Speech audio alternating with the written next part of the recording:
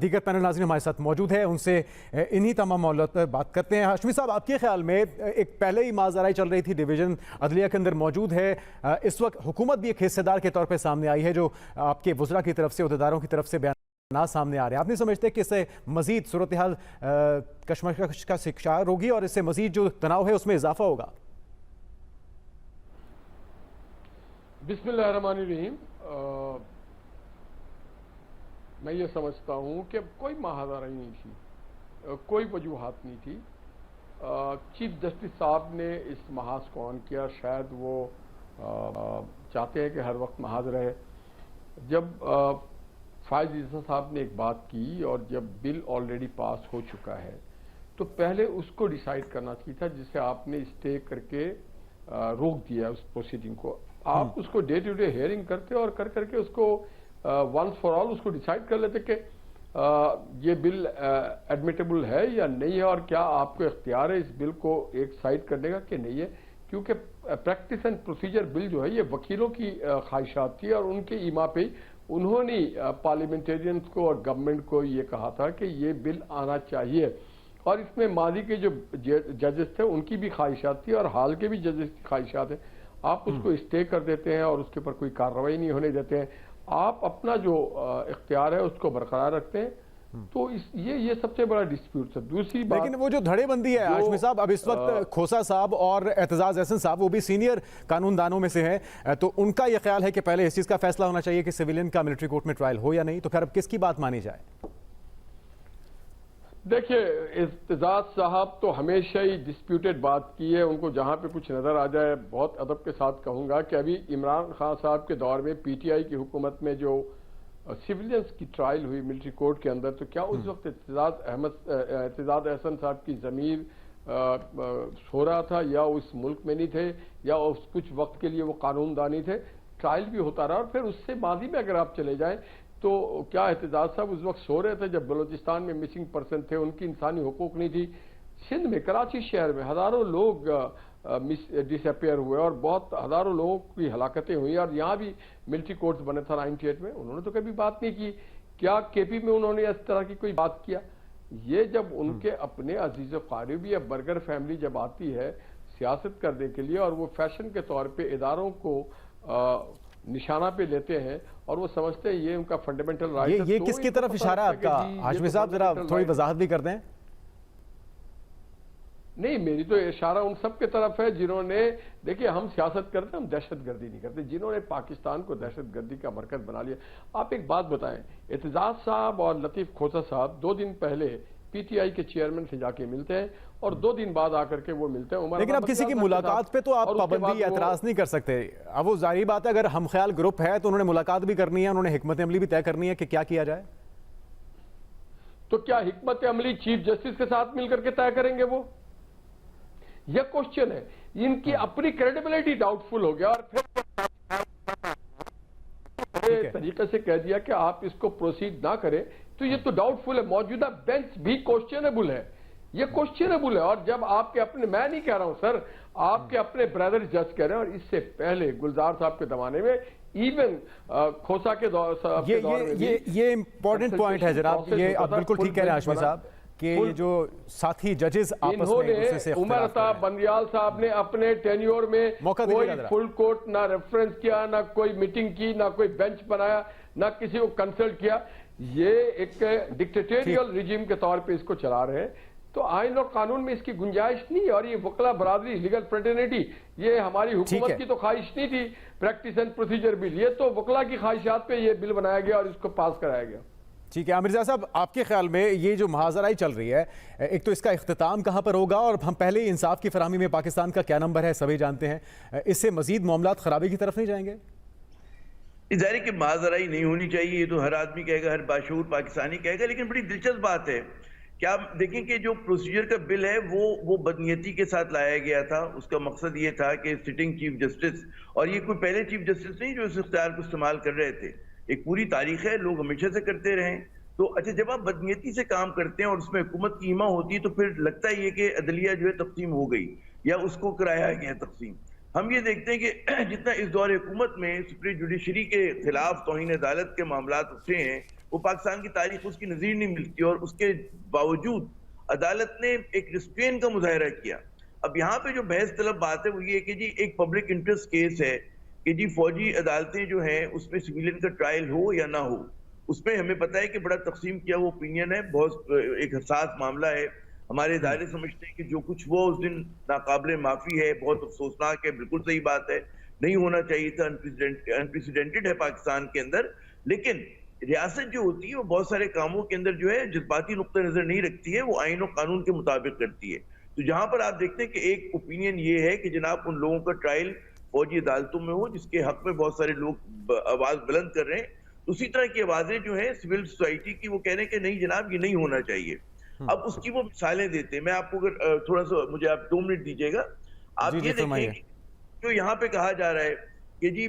فوجی عدالتوں میں جو ٹرائل ہوئے اس پہ تو فلاں فلاں وقت پہ لوگ خاموش رہے ہیں۔ یقیناً ہمیں تفریق کرنی چاہیے پولیٹیکل ایکٹیوسٹ میں اور دہشت گرد میں۔ دہشت گردوں کے جو ٹرائل ہوئے تھے جس پہ آپ یاد ہے کہ ایکسٹینشن ملی تھی اور رضا ربانی نے آنسو بہانے کے باوجود بھی دستخط کیے تھے، وہ بلیک ٹیررسٹوں کے تھے کہ جو لوگ اس ملک میں دہشت گردی میں ملوث تھے۔ اب یہاں پہ سیاسی کارکن ہیں، وہ توڑ پھوڑ میں ملوث ہیں، جلاؤ گھراؤ میں ملوث ہیں۔ اب یہ عدالت کو فیصلہ کرنا ہے کہ وہ ان کے ساتھ وہ سلوک کرتی ہے جو دہشت گردوں کے ساتھ ہوا تھا یا وہ سلوک کرتی ہے جو سول سوسائٹی کہہ رہی ہے۔ ہمیں ماضی کی مثالوں کو بھی دیکھنا ہوگا، ہمیں دیکھنا ہوگا کہ پنڈی سازش کیس 1951 کا، اس میں فوج کے لوگ میجر جنرل لیول کے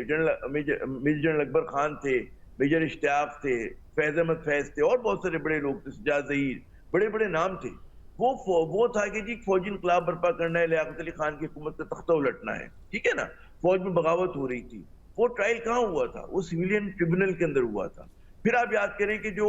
حیدرآباد سازش کیس، عامر صاحب آپ کی بات ٹھیک ہے، لیکن یہی اعتراض تو حکومت کی طرف سے اٹھایا جا رہا ہے کہ یہ پک اینڈ چوز ہو رہا ہے۔ اگر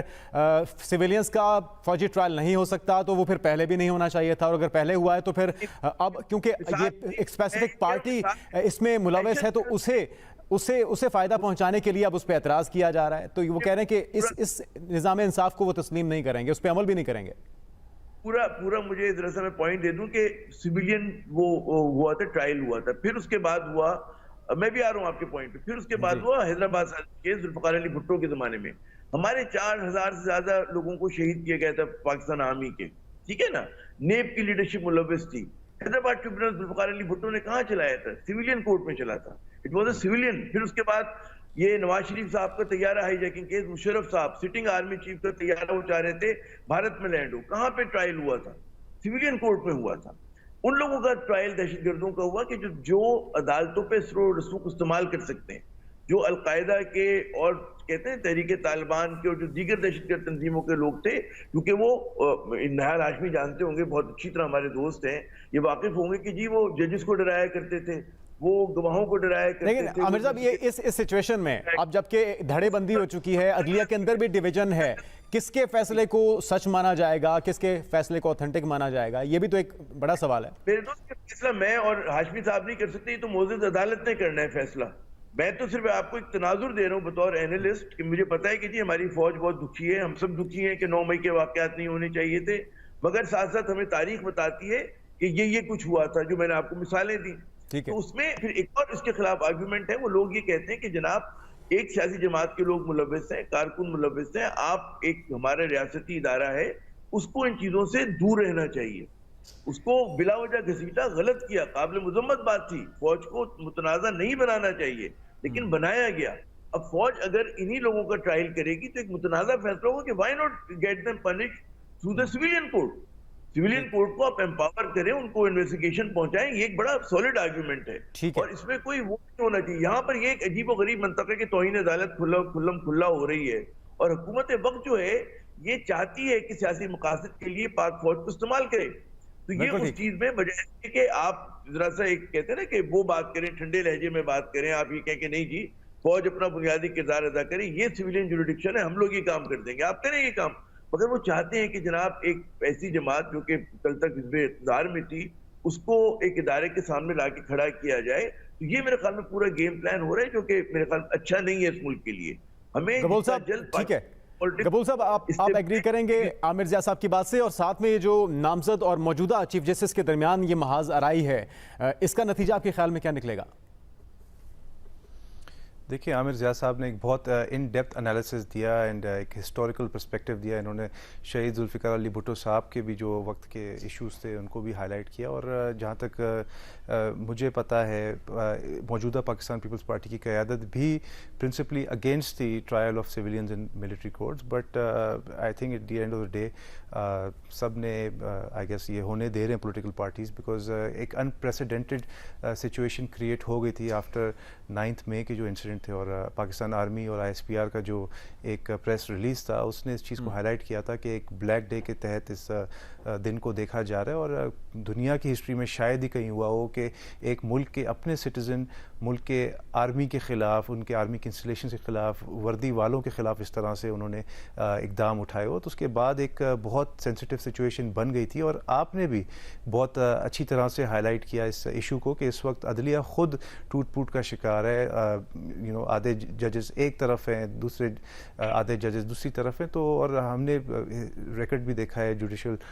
جو ڈیسیجنز ہیں ان کا, اس میں بھی ثابت یہی ہوا ہے کہ انفارچونیٹلی ہماری جو جوڈیشری ہے انہوں نے قانون سے زیادہ اپنی پرسنل پریفرنسز کو, حالیہ میں جو عمران خان صاحب کا جو پورا ایک ایشو کریٹ ہوا تھا جب چیف جسٹس صاحب نے انفارچونیٹلی ان کو بڑے اچھی طرح سے ویلکم بھی کیا, اور جو ان کے ریمارکس تھے اس کے بعد بھی اس چیز کو ہائی لائٹ کیا گیا کہ ہو سکتا ہے کہ چیف جسٹس صاحب بھی فیور کر رہے ہوں عمران خان صاحب کو. اور اس کے علاوہ بھی جب آپ پاکستان کی ہسٹری میں دیکھیں گے کتنے کیسز اپنے منطقی انجام تک پہنچائے گئے ہیں, اور ہم نہیں چاہتے کہ یہ جو ایک اتنا بڑا ایک ایشو ریز ہوا ہے آفٹر 9 مئی. اور نادر صاحب یہ جو حکومتی اس وقت رویہ ہے, آپ بھی حکومت کا حصہ ہیں, ظاہری بات ہے آپ کو بھی اس کے اندر اونرشپ لینی پڑے گی ان بیانات کی جو کہ دیے جا رہے ہیں. رانا صاحب کہتے ہیں کہ جی اگر انصاف ہمیں ہوتا ہوا نظر نہ آیا تو ہم اس پہ عمل درآمد نہیں کریں گے جو بھی فیصلہ ہوا, تو اس سے تو پھر معاملات مزید خرابی کی طرف جائیں گے. نہیں دیکھیے, رانا ثناءاللہ صاحب نون لیگ کو ریپرزینٹ کر سکتے ہیں یا اپنی سوچ کی ایکسپلینیشن دے سکتے ہیں, بٹ پاکستان پیپلز پارٹی نے ہمیشہ سے جوڈیشل ڈیسیجنز کا احترام کیا ہے. حالانکہ بہت دفعہ ایسے ڈیسیجنز آئے ہیں جو ہمارے خلاف اور ہم سمجھتے تھے کہ باعث تھے, بٹ پھر بھی ہم نے ان کا احترام کیا, اور ہم کبھی بھی ججز کے اور عدلیہ کے خلاف نہیں گئے ہیں. قانون کی ہم نے ہمیشہ احترام کیا ہے, یہاں تک کہ ہم سب سے بڑے وکٹمز ہیں جوڈیشل باعث کے. ہمارے جو بانی تھے شہید ذوالفقار علی بھٹو صاحب, وہ ایک بہت ہی ایک سمجھے کہ ایک بلیک ڈیسیجن تھا, ایک کالا ڈیسیجن تھا جس کی وجہ سے ان کو پھر تو آپ کو مذمت کرنی چاہیے اس بیان کی. کیا خیال ہے؟ دیکھیں ظاہر سی بات ہے اس وقت مجبوریاں ہیں. بلاول صاحب نے بھی کل اپنے بجٹ سپیچ کے دوران کلیئرلی بولا کہ اس وقت کے ہمارے دوست ہیں, ہمارے الائز ہیں, تو ہم اس طرح کی فردر ڈویژن نہیں کریٹ کرنا چاہتے. پاکستان آلریڈی اس پولیٹیکل ڈویژن کی وجہ سے مجبوریاں بالکل اپنی جگہ ہوں گی کیونکہ آپ حکومت کا حصہ ہیں, لیکن اتنے بڑے جب فیصلے ہوں, اتنے بڑے کیسز ہوں, اتنے اہم معاملات ہوں, تو اس کے اوپر پھر ظاہری بات ہے کہ ان معاملات کو زیادہ ترجیح دینی چاہیے اپنی ذاتی فائدے یا نقصان سے بڑھ کے. کیا خیال ہے؟ دیکھیں بالکل آپ صحیح کہہ رہے ہیں کہ ہسٹری کبھی بھی بھولتی نہیں ہے. History never forgives, history never forgets, but ابھی آنے والے دنوں میں صاف پتہ چل جائے گا. آئی تھنک اگر ان کیسز کو اگر ریگولر سویلین کورٹس میں بھیجا جاتا تو شاید ہو سکتا ہے کہ ایک اور 9 مئی ہمیں فیس کرنا پڑ سکتا تھا. تو مگر کیونکہ اس طرح کے سخت اقدامات اٹھائے گئے ہمارے